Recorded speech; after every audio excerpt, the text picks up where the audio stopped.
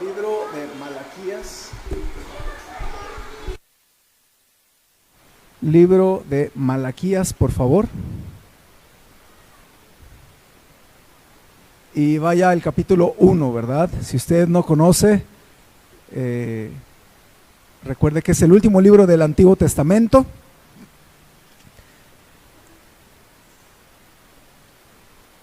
Y trate de no hacerle caso a la lluvia. Usted está seco, usted está bien, está aquí dentro.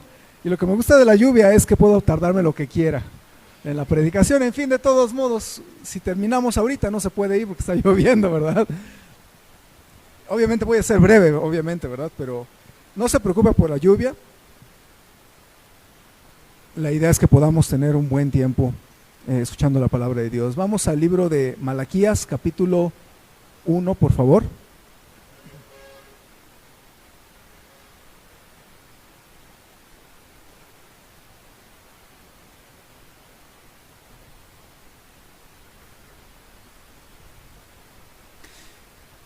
Y voy a leer versículos del 1 al 4. Capítulo 1, versículos del 1 al 4.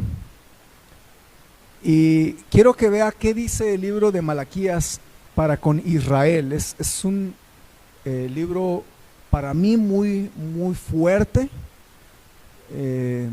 Y si usted le pone seriedad a lo que Dios está diciendo, yo creo que también Dios le va a hablar a su corazón. Entonces, vamos a leerlo, léalo con su vista. Dice la palabra de Dios: profecía de la palabra de Jehová contra Israel por medio de Malaquías.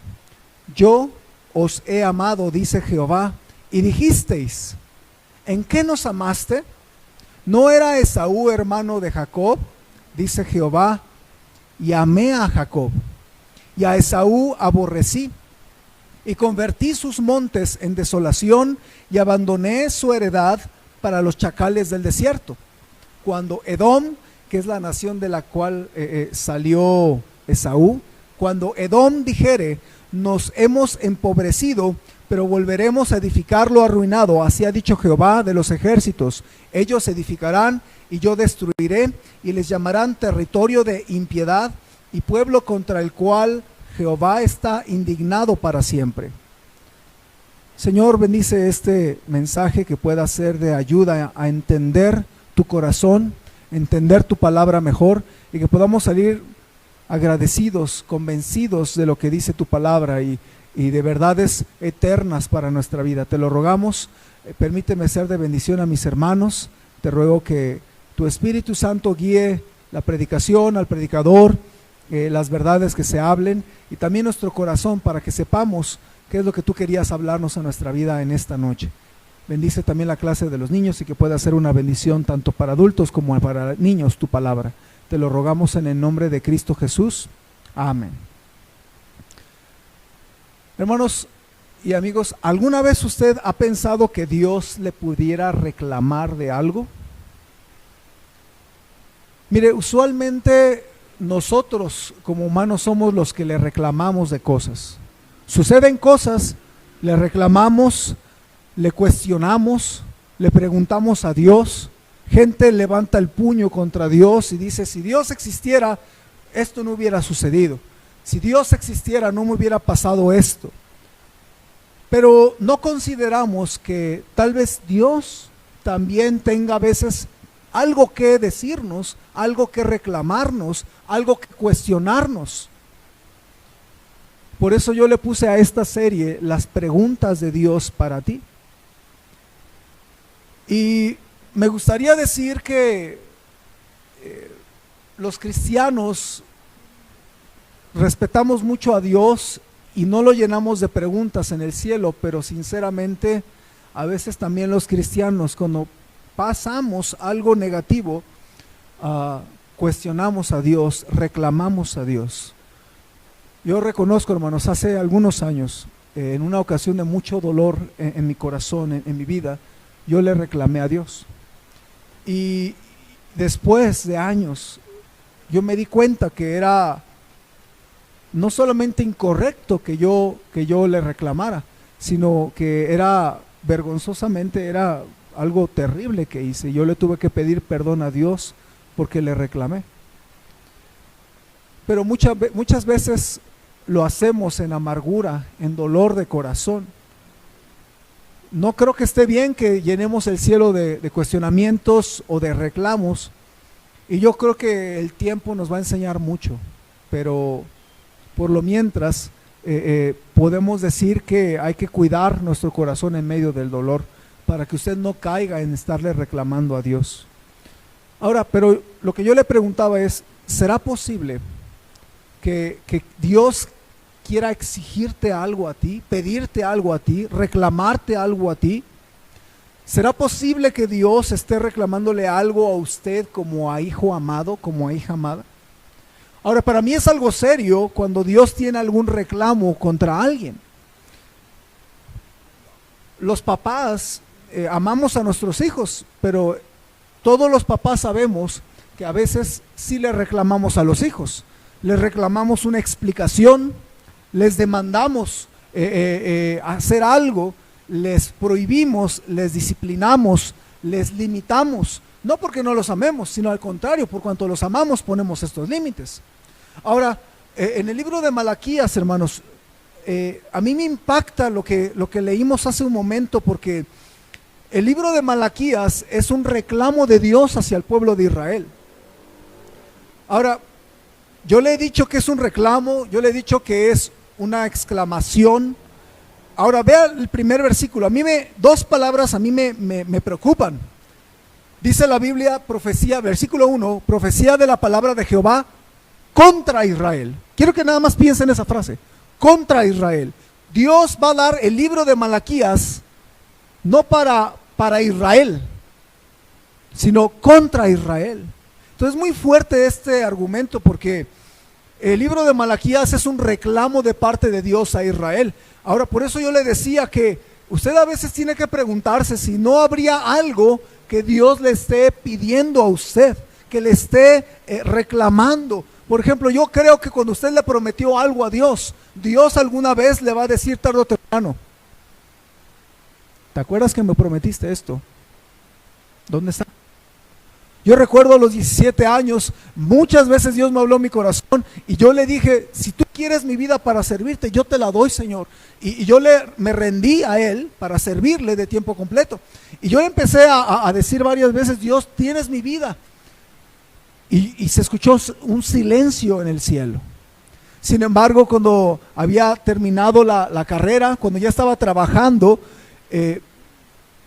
otra vez vino esa pregunta a mí, ¿verdad? Y Dios me dijo: bueno, ¿te acuerdas que tú me ofreciste tu vida? Bueno, yo la voy a usar. Tú me la diste y ahora yo la quiero tomar, yo te quiero preparar, yo quiero que tú me sirvas. Y por eso es que soy pastor. No es que yo sea mejor que usted, en realidad Dios me llamó, yo le ofrecí mi vida y luego Dios reclamó mi vida que yo le ofrecí. Muchas veces como cristianos se nos hace bien fácil prometer cosas al cielo. Ay, Dios, y la gente como es, ¿verdad? Diosito, si tú me sacas de esta, ahora sí voy a la iglesia. Chismoso y mentiroso. La verdad, ¿cuánta gente me ha dicho a mí: ya nada más que acabe esto, pastor, si Dios me ayuda, a ver que voy a la iglesia? Pues fue una mentira. Ahora, la cosa no es que me mientan a mí, la cosa es que cuando uno le dice algo a Dios, le promete algo a Dios, yo creo que Dios sí te escucha, y Dios, yo creo que sí te espera que tú le cumplas lo que Dios lo que tú le ofreciste a Dios. Ahora, en el caso del pueblo de Israel, hermanos, yo veo que uno de los reclamos que Dios le hizo hacia su pueblo amado es que ellos dudaban del amor de Dios. Y entonces Él les reclama y le dicen: ¿cómo es posible que piensen que no los amo? Ese es el reclamo de Dios hacia Israel. Ahora, eso es lo que vimos en nuestra lectura. Vea cómo en el versículo 2 empieza el reclamo de Dios y dice Dios: yo os he amado, dice Jehová, y dijisteis: ¿en qué nos amaste? No era Esaú hermano de Jacob, dice Jehová, y amé a Jacob. Entonces ahí Dios está reclamándole al pueblo incrédulo, al pueblo quejumbroso, de que ellos decían: no, Dios no nos ha amado. Ahora, quiero que usted analice conmigo un momento, ¿cómo es que Dios reclama al pueblo de Israel en cuanto a su amor? Yo le titulé a esta enseñanza de esta forma: ¿por qué dudas del amor de Dios? ¿Por qué dudas del amor de Dios? Y así como Dios le pregunta a Israel, ¿cómo que dudas de mi amor? Yo como pastor podría a usted preguntarle, ¿por qué usted a veces duda del amor de Dios para con usted y su familia? Ahora vamos a considerar algunas lecciones sobre las dudas del amor de Dios. La primera lección que yo veo aquí, hermanos, es que nuestra insensibilidad nos hace dudar y no percibir el amor de Dios. Quiero que lo piense. Nuestra insensibilidad nos hace no percibir el amor de Dios. Mire, el pueblo de Israel sentía que Dios no los amaba, pero no es que Dios no los amaba, es que ellos estaban en una situación de pecado tan difícil, tan delicada, que ya no sentían ni el amor de Dios. En el versículo 2, fíjense la pregunta que ellos le hacen a Dios: ¿en qué nos amaste?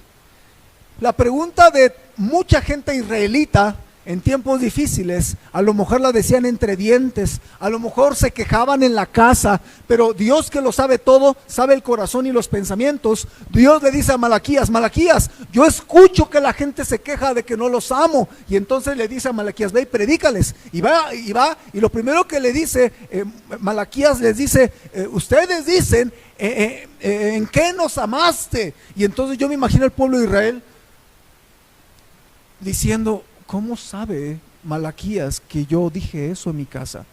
¿Cómo sabe Malaquías que yo he pensado eso en mi corazón? Porque Dios lo sabe todo. Y Dios empieza a reclamarles: ¿en qué nos amaste? Era la pregunta de ellos. Y ahora Malaquías, por orden de Dios, le reclama a los judíos por dudar del amor de Dios. Israel estaba en grandes pecados, mis hermanos, y no se daban cuenta del amor de Dios. Vea por un pequeño ejemplo, Malaquías 2:11.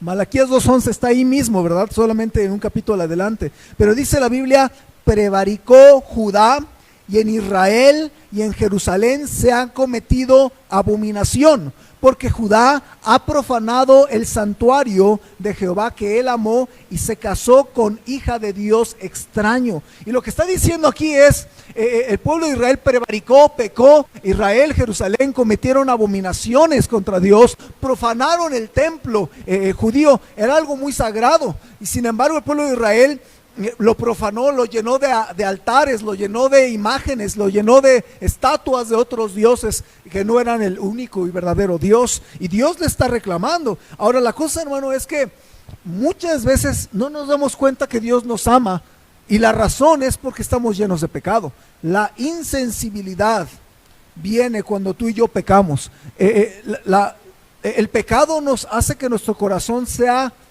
insensible, como un calloso, pues. No sé si usted tiene callos, no me refiero a los pies, ¿verdad? Me refiero a que por el trabajo, a lo mejor sus manos están callosas. Dicen algunos que por trabajar el violín puede hacerse un callo en el cuello. Yo tengo callos en mi mano, en mis yemas de la mano izquierda, porque toco guitarra. Pero a lo mejor usted por el trabajo, alguna cosa, yo he visto que gente por escribir le sale un callito aquí, ¿verdad? En el dedo. Y entonces ese callo hace que tu piel sea insensible, ¿sí o no? Se pone más duro, se pone más grueso, y entonces ese callo no permite que sea sensible. Es más, gente indígena o gente del pueblo luego caminan descalzos, y usted y yo, que tenemos pie de niña, apenas caminamos y la verdad es que nos lastimamos. Y usted ve a la gente indígena caminar descalzo, y hay piedras y todo y vidrios, y no les pasa nada porque tienen callo. Ahora, el problema, hermanos, es que nuestro pecado se pueda hacer un callo en tu corazón, y que porque tienes ese pecado tú no sientas el amor de Dios. Y eso le pasó a Israel. Ellos tenían tremendos pecados, y entonces ellos por eso le reclaman a Dios: ¿en qué nos has amado? Como si Dios no los amara. Pero el problema es nuestro pecado. Por eso usted debe de tener mucho cuidado, y debe de buscar tener una vida limpia, y tal vez usted dice: es que no siento el amor de Dios. Tal vez es que usted tiene pecados no confesados, y no es la culpa de Dios que usted haya pecado. No es la culpa de Dios que usted no sienta el amor de Dios. Es que a veces nuestro corazón está calloso, está lleno de pecado, y no nos deja sentir el amor de Dios. ¿Ve? Entonces la insensibilidad por el pecado nos hace no percibir el amor de Dios. También yo me he dado, alguien dijo esto: la raíz de todos sus pecados era el hecho de no percatarse del amor de Dios y de su propio pecado. Hay veces que no nos damos cuenta ni de nuestro propio pecado, pero tú sientes que no te ama Dios. A lo mejor hay cosas que hay en tu vida, hay pecados que rompen tu comunión con Dios y que también te hacen insensible a las cosas de Dios. Ahora hay algo más. No solamente los pecados te hacen insensibles al amor de Dios, a veces también los problemas te hacen insensible a Dios. Cuando Israel estuvo en medio de problemas, ellos dudaron del amor de Dios, y eso nos pasa seguido a nosotros. Dudamos del amor de Dios cuando tenemos afrentas, cuando tenemos enfermedades, cuando tenemos problemas y carencias. No dudas del amor de Dios cuando traes dinero en tu bolsa. Dudas del amor de Dios es cuando te hace falta dinero. Dudas del amor de Dios no cuando tu salud está bien, sino cuando la salud va empeorando. Empiezas a dudar de que Dios te ama y que Él piensa en ti, que esté bajo tu cuidado. Cuando te asaltan, ya no piensas que Dios te ama. Cuando algo te sale mal en tu vida, lo primero que empieza a dudar uno es si Dios realmente nos ama. Y es algo que es una tentación muy grande en tiempos difíciles. Ahora, si usted analiza la Biblia, quiero preguntarle: ¿qué persona que fue fiel a Dios siempre le fue bien? ¿Qué persona? Dígame una sola persona que siempre le fue bien por amar a Dios. Dígamelo. Pues que no nos presumen que pare de sufrir si busca a Dios. Piénsalo. En la Biblia realmente no hay muchos personajes que usted pudiera sacar a la mesa. Al contrario, la gente fiel fue la que sufrió. ¿Sí está conmigo? Entonces usted no puede pensar, y no debe de pensar, hermano, que Dios le ha dejado de amar porque usted tiene una mala racha. Porque también a los cristianos nos viene la época de las vacas flacas. Entonces usted debe de cuidar mucho su corazón. A veces un problema es el que nos hace que salga de nuestra boca: Dios, ¿no que me amabas? Entonces hay que tener mucho cuidado. Es una tentación muy grande que venga un problema muy fuerte a tu vida, porque cuando viene el problema fuerte, yo me imagino a Satanás brincando en tu espalda y diciendo: ¿no que Dios te ama mucho? ¿No que eres hija de Dios? ¿No que eres hijo de Dios? Y mira cómo estás. ¿Tú crees que le importas a Dios? Y Satanás te empieza a meter basura a la cabeza, y tú tienes que resistir la tentación y saber que aún a la gente de Dios pueden venir cosas difíciles, y deberías aferrarte al amor incesante de Dios. El amor de Dios es incesante y permanente, hermanos. Pablo sabía del amor de Dios, y Pablo pasó cosas difíciles, pero cuando Pablo pasó cosas difíciles, él nunca dudó del amor de Dios. Escuche lo que Pablo dijo en Romanos 8:35, no lo busque, pero Pablo dijo así: ¿quién nos separará del amor de Cristo? ¿Tribulación o angustia, o persecución, o hambre, o desnudez, o peligro, o espada? Como está escrito: por causa de ti somos muertos todo el tiempo, somos contados como ovejas de matadero. Antes, en todas estas cosas somos más que vencedores por medio de aquel que nos amó. Por lo cual, dice Pablo, estoy seguro, escucha, estoy seguro.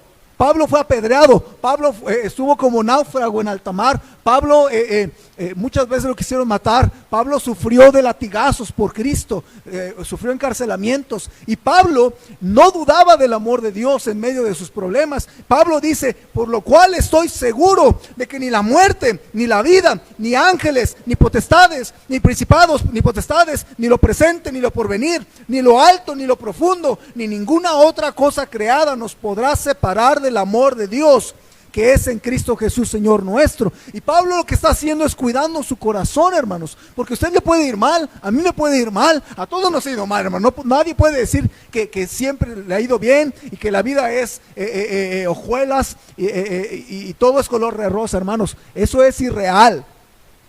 A todos nos ha ido de alguna manera mal, pero cuando a usted le vaya mal, cuide su corazón de no caer en la tentación de pensar que Dios no le ama. Cuida mucho tu corazón del pecado, porque te hace insensible hacia el amor de Dios. Y cuida tu corazón en medio de los problemas, para que no dudes del amor de Dios. Cuando te sientes que Dios no te ama, no es que Dios te haya dejado de amar, quizás haya pecado, o tal vez los problemas están cegando tus ojos y te nublan tu percepción. Por eso yo veo en el pueblo de Israel, Él los amaba, pero ellos dudaron de su amor, por el pecado, por los problemas que tenía. Cuide mucho su corazón, mi hermano, porque esta lección tal vez ahorita no la necesite, pero un día puede que venga un problema muy fuerte. Y cuando venga ese problema fuerte, usted tiene que guardar su corazón y no permitir que Satanás le convenza que Dios no le ama. El amor de Dios es incesante y es permanente. Y otra cosa más, si alguna vez siente que Dios no le ama, tal vez lo primero que se tenía que preguntar es, ¿no será que tengo pecados en mi vida y no me he dado cuenta y que tengo que ponerme a cuentas con mi Señor? Nuestros hijos a veces no se sienten amados por nosotros porque los regañamos, pero no es culpa de los papás que los regañemos, es culpa de los hijos que se portan mal, porque los papás no regañaríamos ni disciplinaríamos si no hubiera necesidad. ¿Sí está conmigo? Regularmente un papá o una mamá amoroso va a regañar, va a corregir, y a veces en esos momentos uno no se siente amado. Yo muchas veces como hijo no me sentí amado, y muchas veces mis hijas puede que no se sientan amadas.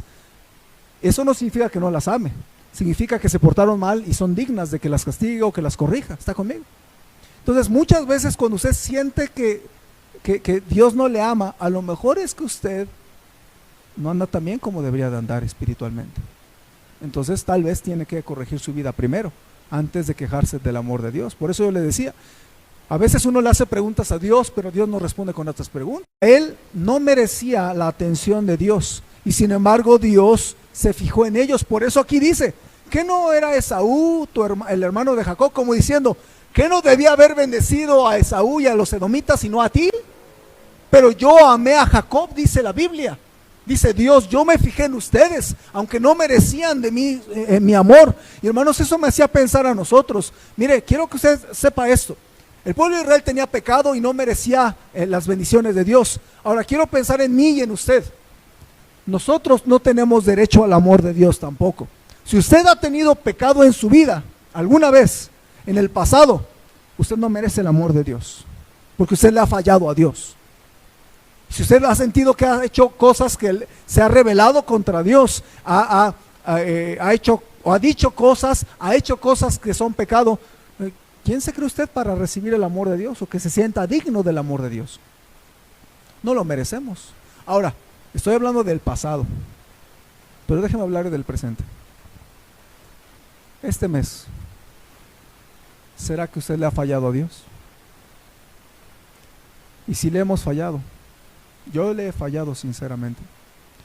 Entonces no nada más le hemos fallado en el pasado hace 20 años, le seguimos fallando y no somos dignos del amor de Dios, y aún así Él nos ama también. ¿Sí ve lo que estoy diciendo? Y mire, se lo digo porque vivimos en tiempos, hermanos, donde la gente allá afuera, la sociedad, siente que todo lo merece. O sea, ya la gente allá afuera apenas no lo tratas como rey, como reina, y te voy a demandar, ponte a trabajar, no seas holgazán y luego me hablas. Tenemos un ego tan grande como sociedad que sentimos que merecemos todo, que sentimos que Dios nos merece que nos ame. Y hermano, no sabe lo que está diciendo. Usted no merece el amor de Dios, sinceramente. Sinceramente no merecemos el amor de Dios. No eres nadie para merecer el amor de Dios. No soy nadie para merecer el amor de Dios, entendámoslo. Pero la sociedad, no, me estás ofendiendo, no me respetas. Entonces, la gente se indigna porque apenas la trata, no me grite. No, y apenas la persona del banco, la persona, el mesero, apenas no te trata como reycito, como reinita. No, voy a poner una demanda, la gente piensa que merece que lo traten como rey, y la gente no es nadie. Y la gente pasa como si que me pongan la alfombra roja y que todo el mundo se pare y que los altos se pongan los semáforos en rojo porque va a pasar el rey. No, ¿quién te dijo eso? No, No somos dignos, no somos merecedores de nada. Pero a veces nos sentimos demasiado importantes, demasiado dignos, y la verdad no merecemos el amor de Dios. Por eso Israel me parece increíble cómo no solo no merecían el amor de Dios, todavía se hacen los dignos. Después de estar en pecado, después de ser rebeldes, después de darle la espalda a Dios, todavía se hacen los dignos y dicen, ¿en qué nos amaste? Hágame el favor. Ahora la cosa, hermanos, es que no podríamos ser tan duros con Israel, porque a veces así somos nosotros. ¿Por qué me maltratas, Dios? ¿Por qué tanto mereces tú? Ahora, si ustedes han pecado contra Dios, le voy a decir que merecen. Usted merece ir al lago de fuego según la Biblia. Lea Apocalipsis. ¿Pero por qué? Porque Él nos amó primero. Entonces, ¿cuál es la manera de responder a Dios debido a su amor? Agradecerle, pero también amarle de regreso. Ámele y también sírvale. Entonces, agradézcale, ámele y sírvale por cuanto Él nos amó. ¿Sí está conmigo?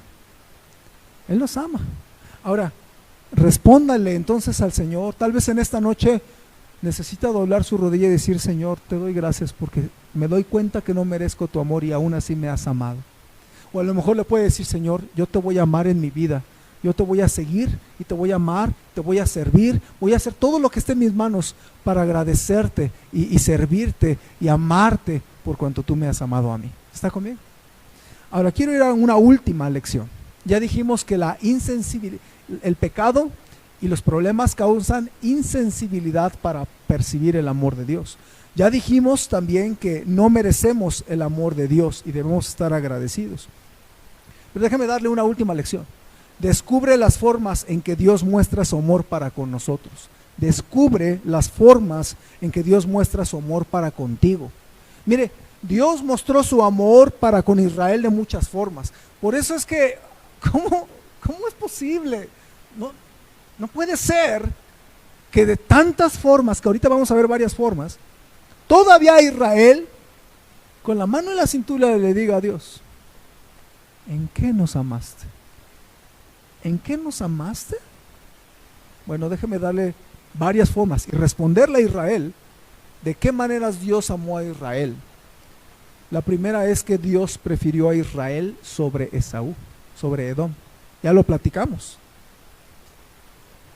Cuando dice aborrecía a Esaú, no está hablando de que ellos van al cielo. De hecho, en Romanos, capítulo 9, también aquí habla y dice esto, ¿verdad? Que Dios amó a Israel y aborreció a Esaú, pero no se refiere a que Dios mandó a todos los israelitas al cielo y a los de Esaú o a los edomitas al infierno. Eso nunca dice la Biblia.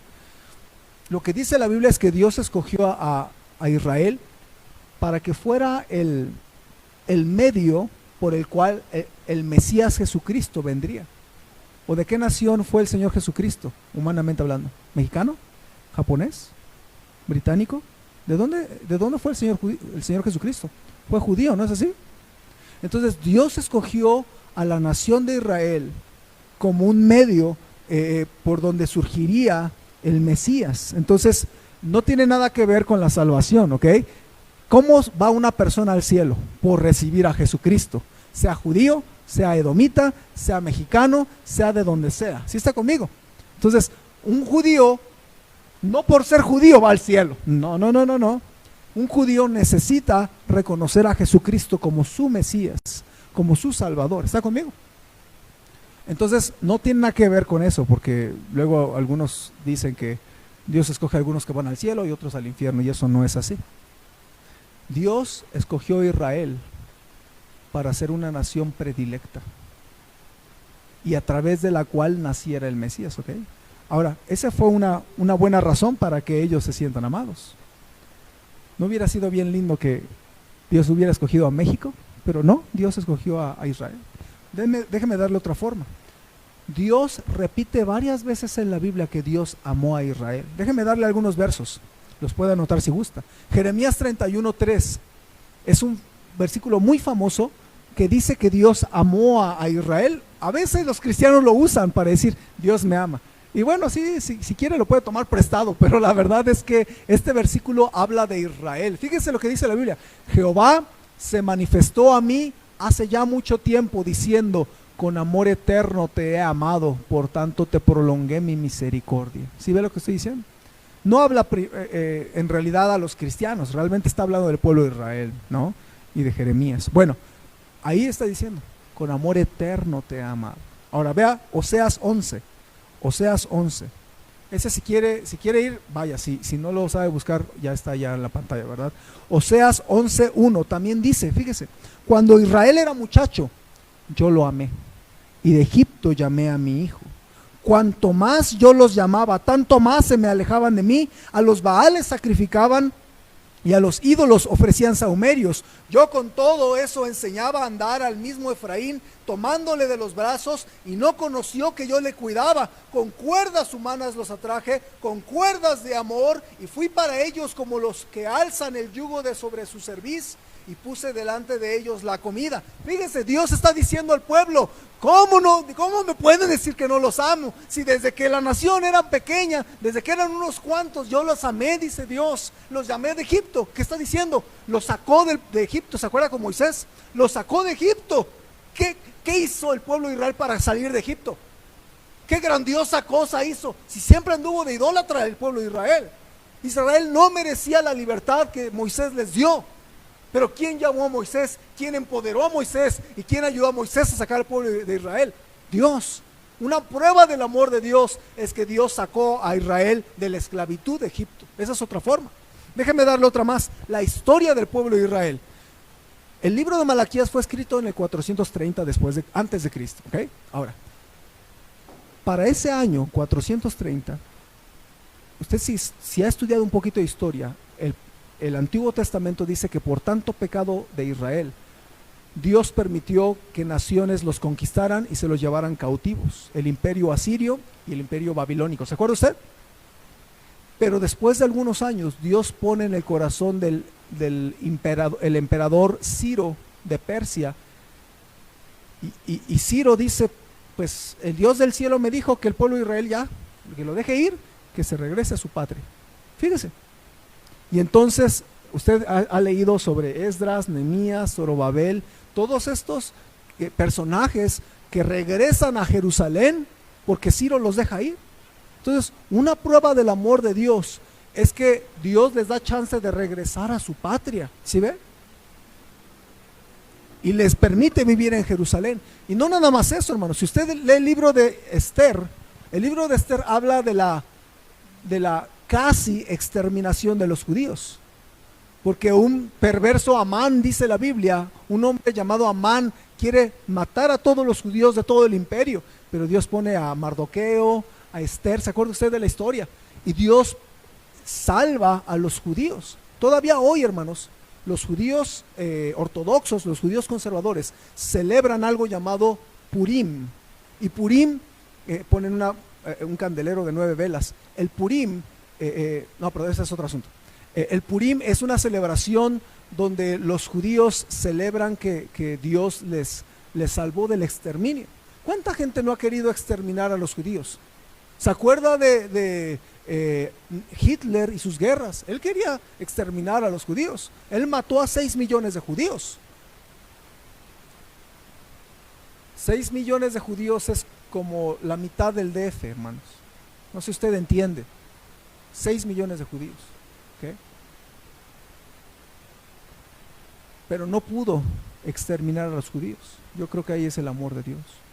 ¿Cuántas guerras ha tenido Israel? Nada más estudié un poquito de historia, no le voy a alargar el asunto. Pero hay un montón de guerras que Israel ha tenido. Nada más póngale en Wikipedia o donde guste, guerras de Israel moderno. Y usted va a ver un montón de guerras desde 1948 que se hizo nación. Guerra tras guerra, tras guerra, tras guerra. Y para contarles y para resumirles, todavía ahorita sigue en guerra con Palestina. ¿Okay? Pero a pesar de tanta guerra no los han logrado exterminar. ¿Okay? Ahora una cosa última que quiero decir en cuanto a Israel. Yo creo que Israel no podría sobrevivir si no fuera porque halló gracia delante de Israel, de Estados Unidos. Estados Unidos es su aliado fuerte. En realidad, pues, pues es básicamente su único aliado, pues. Tienen una tremenda tecnología, muchas armas los judíos, pero ¿por qué? ¿Por su linda cara? ¿O por qué tienen tantas armas que Estados Unidos les da? ¿Sí sabía que la cúpula de hierro usa misiles? ¿Quién les da los misiles? No, se los manda Estados Unidos. ¿Por qué? ¿Por qué Estados Unidos no le da tantas armas a México? Digo yo, ¿no? Han hallado gracia, yo creo, porque Dios ama a Israel. ¿Está conmigo? Ahora, le acabo de explicar tantas razones y todavía Israel se atreve a decir, ¿en qué nos has amado? Ahora, pero no creo que debamos de ser tan injustos con Israel, porque así como Israel debía haber aprendido a descubrir las muchas formas en que Dios le amó, así usted y yo tenemos que empezar a pensar sobre nuestra propia vida a profundidad y darnos cuenta de las maneras en que Dios te ama. Mire, el problema de Israel es que Dios le amó de muchas formas y Israel no lo vio. Y eso nos pasa a nosotros. Dios nos ama de muchas formas y a veces no nos damos cuenta y hasta le reclamamos, ¿por qué me haces esto, Dios? Y no te das cuenta de cómo Dios te ama. Déjame darte unas formas en que Dios te ama. La Biblia declara el amor de Dios por nosotros, por los cristianos. El versículo más famoso de toda la Biblia habla del amor de Dios, porque de tal manera amó Dios al mundo, dice Juan, que ha dado a su Hijo unigénito, para que todo aquel que en Él cree no se pierda, mas tenga vida eterna. ¿Qué merecemos? ¿Qué hicimos para que Dios se fijara en ti y en mí? Nada. Y aún así Él nos amó, dice la Biblia. Nos ama. Hermanos, qué increíble. Por eso la Biblia es un libro que nos debe hacer sentir amados. Hace muchos años, un misionero en México, Harold de Vilvis, lo conocí en persona y cuando yo tenía 19 años, él me dijo, es una buena edad para que seas un siervo de Dios. Él me decía, era muy tranquilo para hablar. Y él, en una predicación que él dio, él decía de la Biblia esto: la Biblia es la carta de amor que nos ha dejado para nosotros. ¿Sí me escuchó? La Biblia es la carta de amor que Dios ha dejado para nosotros. Por eso, a veces usted no se siente amado. ¿Cómo se va a sentir amado si no lee la Biblia? Pero cuando usted empieza a leerla, pronto va a sentirse amada, pronto va a sentirse amado. Si usted se siente desesperado, se siente triste, póngase a leer el libro de los Salmos y va a ver cómo siente el amor de Dios por usted. ¿Ve lo que estoy diciendo? ¿Quiere saber una forma en que Dios nos ama? La Biblia lo declara. Es la carta de amor de Dios para nosotros. Otra segunda forma es al salvarnos en la cruz por nosotros. Él murió en la cruz por nosotros. Uno de los versículos más famosos de la Biblia es Romanos 5:8, donde dice, mas Dios muestra su amor para con nosotros, en que siendo aún pecadores, Cristo murió por nosotros. Pero quiero que piense lo que dice el versículo, mas Dios muestra su amor para con nosotros, en que siendo aún pecadores, dice la Biblia, Cristo murió por nosotros. Y lo que está diciendo este versículo es lo mismo que estamos hablando. No merecemos el amor de Dios, y aún así nos amó y nos lo mostró. ¿Cómo? Cristo murió por nosotros. A lo mejor tú sientes, bueno, ¿y qué si no hubiera muerto? Fácil, si no hubiera muerto tú te refundes en el infierno sin esperanza alguna. ¿Está conmigo o no? Si usted se pone a pensar en qué hubiera pasado si Jesucristo no hubiera muerto por nosotros, usted no tiene esperanza para ir al cielo, punto final. Mas Dios muestra su amor para con nosotros, en que siendo aún pecadores, Cristo murió por nosotros. Qué bonito, que nos amó y nos lo mostró. El amor se demuestra, ¿no? El amor se demostró muriendo en una cruz por nosotros. Cuando no te sientas amado, recuerda que Dios ya te lo mostró en la cruz. ¿Sí está conmigo? No se trata de cómo te sientes, sino de la prueba objetiva de su amor, la cruz del Calvario. Es como si algunos jóvenes no tienen una idea de qué es amor. Amor es que te soporten llorando a las 3 de la madrugada porque eres un bebé y no saben qué hacer contigo y no te callas. Y lloras y cuestas mucho dinero al comprarte la leche y comprarte los pañales y mantenerte. Y todavía los jóvenes te traen, es que no me amas. Cierra tu boca y usa tu cabeza, porque si no te amaran ya te hubieran dado en adopción desde que naciste, o te hubieran abortado, porque es legal en México. ¿Está conmigo? Entonces no me salgan con que no me ama mi mamá, mi papá. Si te aguantan, eso es mucho amor. Y un día vas a ser mamá, un día vas a ser papá y vas a entender. Y no espero que me lo entiendas ahorita, me lo vas a entender en 20 años que seas mamá. Y cuando sufras y ames ese cachito de carnita tan bonito y vas a sufrir por amar a tu bebé, tú te vas a dar cuenta. Y todo esto soportó mi mamá, me soportó, y te vas a dar cuenta del amor de tus papás. Y así pasa con Dios. La gente no se da cuenta del amor de Dios tan grande, pero Dios mandó a su Hijo a morir por nosotros.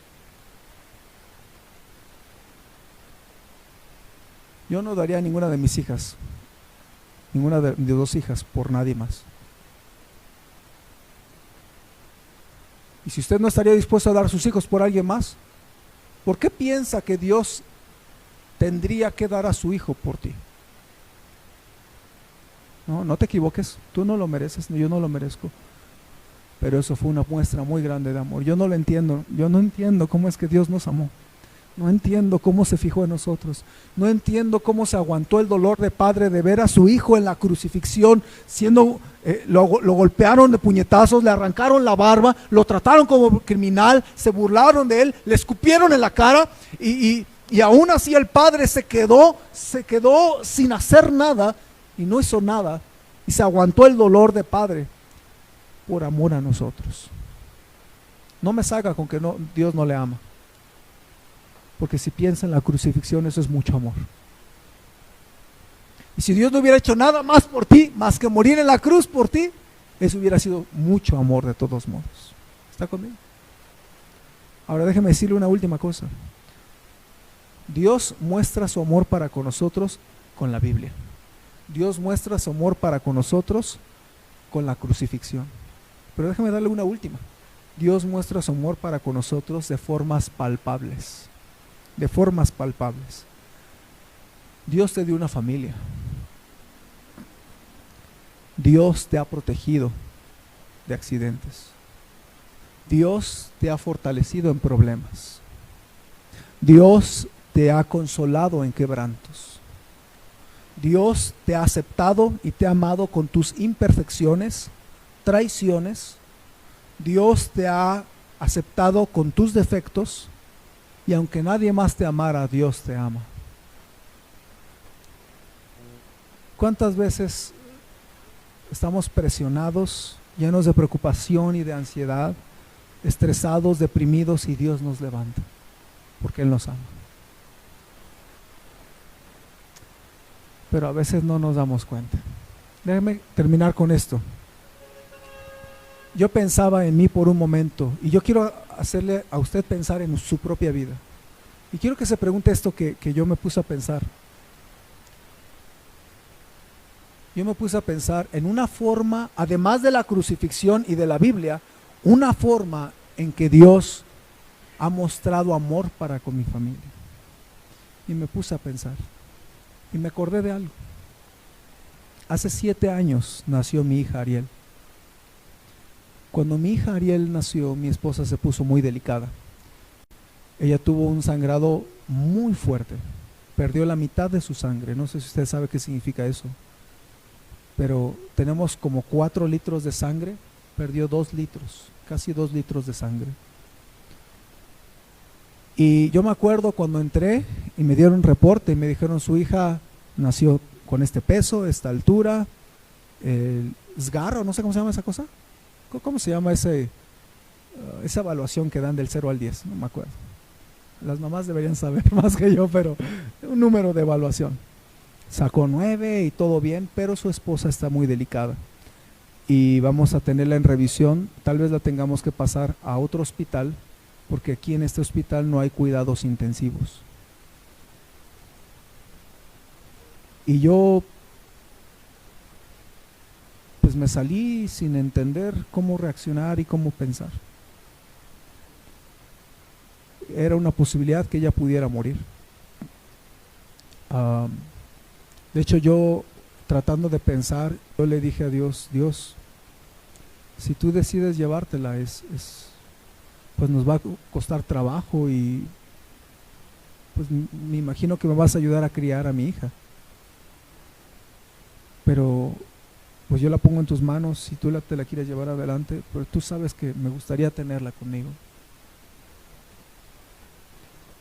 Mi esposa me contó esto, cuando ella estaba perdiendo la sangre, pues se iba desvaneciendo y ella empezó a escuchar a lo lejos un himno, empezó a escuchar un himno, estaba en urgencias, pero empezó a escuchar un himno, y le trataban de hablar y no reaccionaba. Y ella estaba orando y le decía a Dios, Dios, si tú me quieres llevar, estoy lista.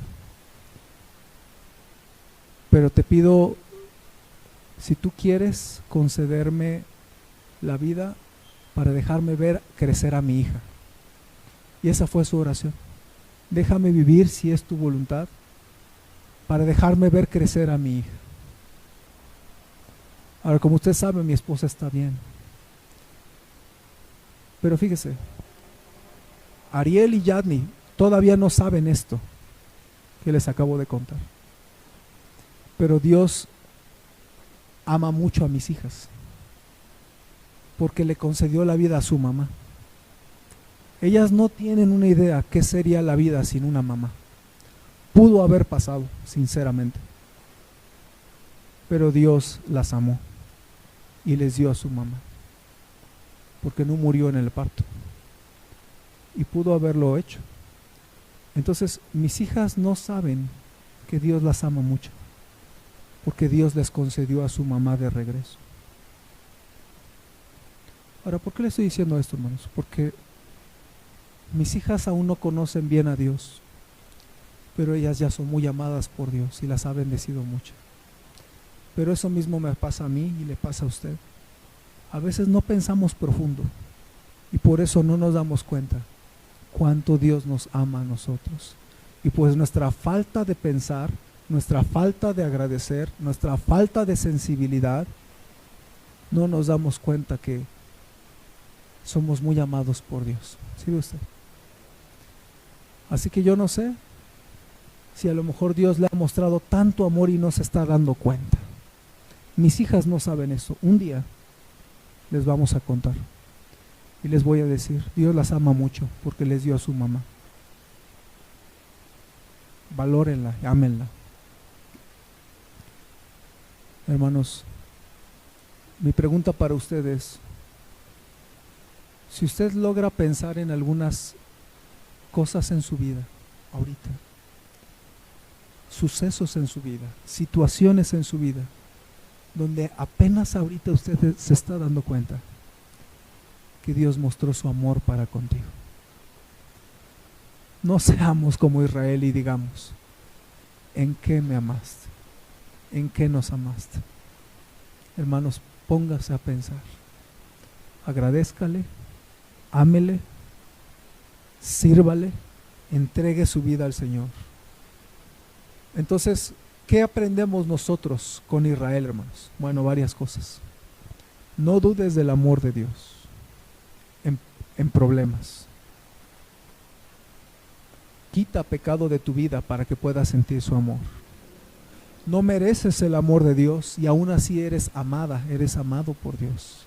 Responde al amor de Dios, amándole, agradeciéndole, sirviéndole. Haz algo para Él debido a su amor. Y detecta formas muy sutiles que Dios ha hecho en tu vida para mostrarte su amor por ti. Amén. Vamos a orar para terminar. Señor,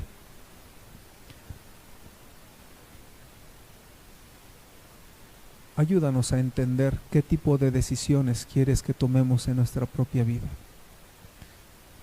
He intentado compartir tu palabra y ahora te ruego que tú la uses para dirigirnos a tomar decisiones en el altar. Y si alguno no ha recibido a Cristo como su Salvador, que pueda recibir la vida eterna de Jesús que quieres darle. Bendice esta invitación que quiero hacer, Señor, y que podamos tomar decisiones. Y con ojos cerrados y cabezas inclinadas, yo le quiero preguntar si Dios le habló a su corazón y está tomando alguna decisión. Si usted dice, ahora entiendo muchas cosas, pastor, ahora Dios me habló de manera muy clara y yo quiero agradecerle, pero quiero también servirle, quiero amarle, quiero seguirle. Y ahora me doy cuenta de muchas formas en que Dios me ha amado. Puedo ver su mano si Dios le habló a su corazón a través de la enseñanza. Dios me habló a mi corazón. ¿Puede levantar su mano? Quiero orar por usted. Dios me habló a mi corazón, pastor. Veo su mano. Veo varias manos. ¿Por qué no la baja un momento y ora a Dios y le dice, Señor, perdóname porque a veces he dudado de tu amor? ¿O por qué no le dice, Señor, en tiempos difíciles no voy a dudar de tu amor? ¿O por qué no le dice, Señor, perdóname, yo reconozco que tengo algunos pecados y los voy a quitar porque quiero sentir tu amor? ¿Por qué no le dice, Señor, gracias porque me has amado y lo he visto en la cruz, lo he visto en la Biblia, lo veo en mi vida? Y yo voy a empezar a temerte, a respetarte, a seguirte, a amarte, a servirte. Quiero hacer algo para ti, Señor. Tú me has amado tanto y yo te quiero seguir. Gracias por todo lo que me has dado, Señor. ¿Por qué no oras en tu corazón? Solo tú y Dios. Señor, bendice estas decisiones que se están tomando. Quisiera preguntar si habría alguno que no está seguro de ir al cielo. Quiero invitarle a que usted reciba al Señor Jesús en su corazón. Él le ama, pero usted necesita recibirlo en su corazón por la fe y pedirle que le dé la vida eterna y que entre a tu vida. Y si hubiera alguien que dice, pastor, yo no estoy seguro de ir al cielo, yo no estoy segura, pero yo sí quiero invitarlo. Yo me di cuenta que no merezco su amor y aún así me amó y quiero recibirlo en mi corazón. Si alguien quiere recibirlo en su corazón, levante su mano un momentito. Quiero orar por usted.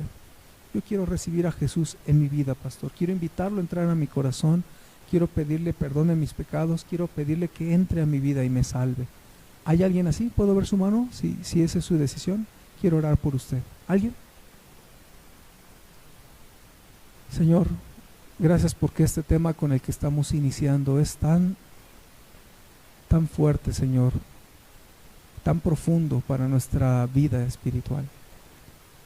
Padre, ayúdanos porque cuando olvidamos que nos amas, perdemos la motivación de seguirte y de amarte y de servirte y de ofrendarte y de todo lo que hacemos. No tenemos ganas de hacerlo porque se nos olvida que nos amas. Pero ahora, al recordar que nos has amado, ayúdanos a vivir para ti, Señor. Y bendice cada decisión tomada en esta noche, que pueda realmente cada uno de nosotros corresponder tu amor, Señor. Como dice tu palabra, nosotros te amamos a ti porque tú nos amaste primero.